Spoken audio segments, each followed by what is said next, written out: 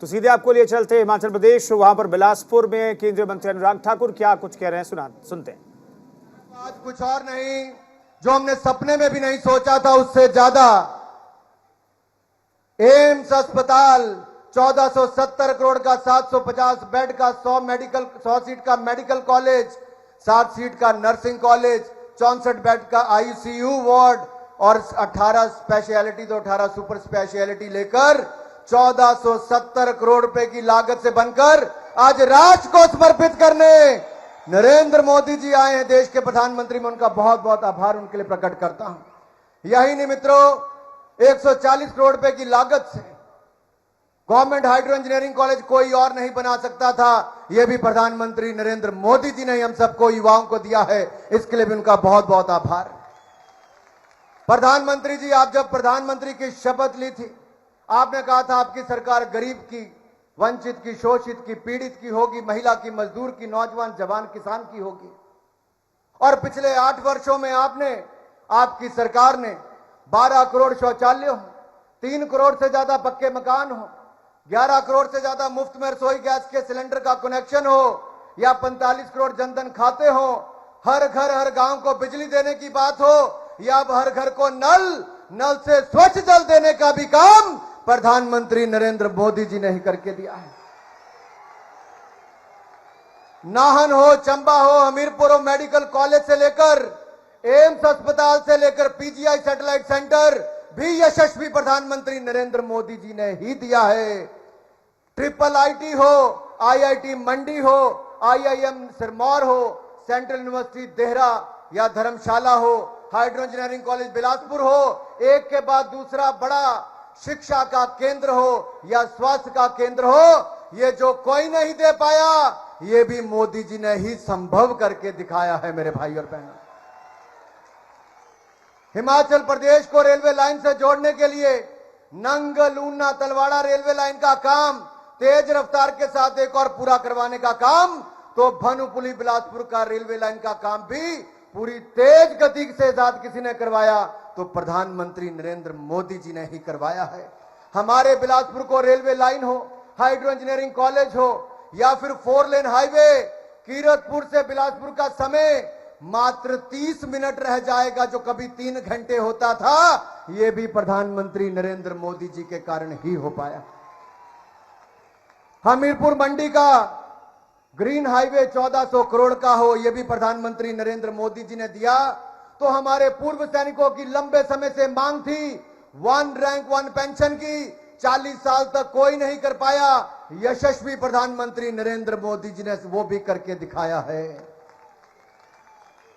Rafale विमान हो या बाकी हेलीकॉप्टर हो, देश को ही रक्षा के क्षेत्र में आत्मनिर्भर बनाने का काम भी प्रधानमंत्री नरेंद्र मोदी जी ने करके दिखाया है।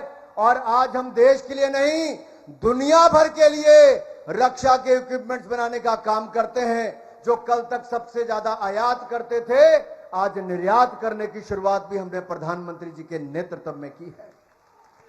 यही नहीं मित्रों, आपदा का समय देश और दुनिया के सामने बहुत बड़ा संकट था, लेकिन हमारे पास नरेंद्र मोदी जी जैसा नेतृत्व था।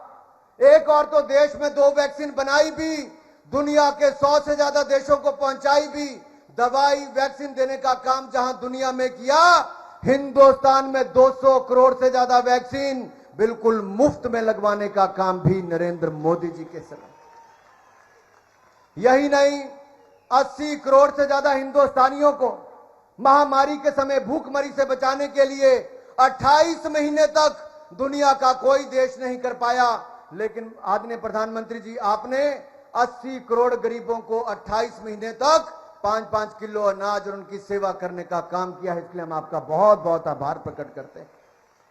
हमारे देश के किसान हो, उनके खाते में 6,000 रुपया साल का डालने की बात हो, फसल बीमा योजना का लाभ हो, या फिर हमारे किसानों को, दुनिया में तो खाद के दाम 3 गुना बढ़ गए, लेकिन आपने किसान के ऊपर बोझ नहीं पड़ने दिया।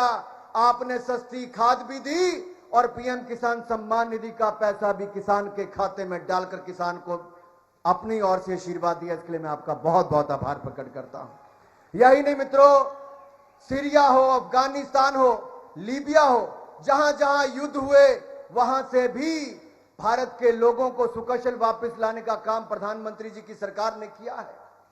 रशिया और यूक्रेन में युद्ध में 27,000 से ज्यादा हिंदुस्तान के छात्र फंस गए थे, लेकिन ऑपरेशन गंगा चलाकर आपने बगैर खरोंच लगे 27,000 युवाओं को युद्ध की भूमि से वापस निकाल कर लाए हैं। इसके लिए भी आपका बहुत बहुत आभार प्रकट करते हैं। आपने हमें कहा गुलामी की मानसिकता से बाहर निकलना है। हम गुलामी की मानसिकता से बाहर भी निकल रहे हैं, आत्मनिर्भर भारत को भी बना रहे हैं। और आपके नेतृत्व में जिन अंग्रेजों ने हमारे ऊपर 200 साल राज किया, उसको भी पछाड़कर आज हिंदुस्तान 5वें नंबर की अर्थव्यवस्था बन गया है। मित्रों, 5वें नंबर की अर्थव्यवस्था बन गया। खेलों के क्षेत्र में भी आपने जो नई नई योजनाएं शुरू की, टोक्यो ओलंपिक्स में सबसे ज्यादा मेडल, पैरालंपिक्स में सबसे ज्यादा मेडल, डेफ ओलंपिक्स में सबसे ज्यादा मेडल, और अब कॉमनवेल्थ खेलों में भी तिरंगे झंडे का मान सम्मान, सबसे ज्यादा मेडल जीतने का काम हमारे युवा साथियों ने, खिलाड़ियों ने किया है। कोई ऐसा क्षेत्र नहीं जहां पर भारत पीछे रहा हो।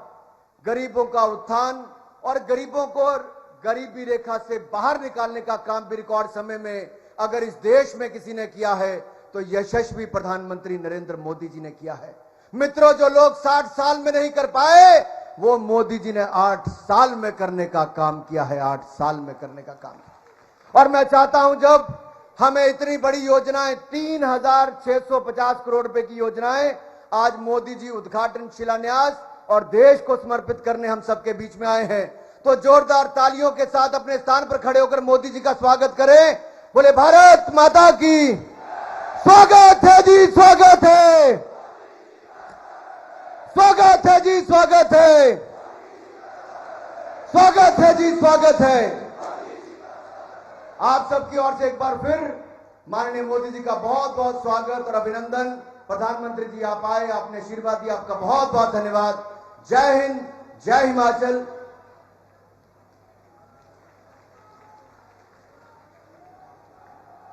तो आप बिलासपुर की तस्वीरें देख रहे हैं, जहां पर प्रधानमंत्री नरेंद्र मोदी की मौजूदगी में केंद्रीय मंत्री अनुराग ठाकुर ने केंद्र सरकार की उपलब्धियां गिनवाई हैं, न सिर्फ हिमाचल के लिए बल्कि देश के लिए जो सरकार ने काम किया है उसे लेकर के अनुराग ठाकुर ने बयान दिया है। और जेपी नड्डा, बीजेपी के राष्ट्रीय अध्यक्ष, संबोधन के लिए मंच की तरफ बढ़ रहे हैं।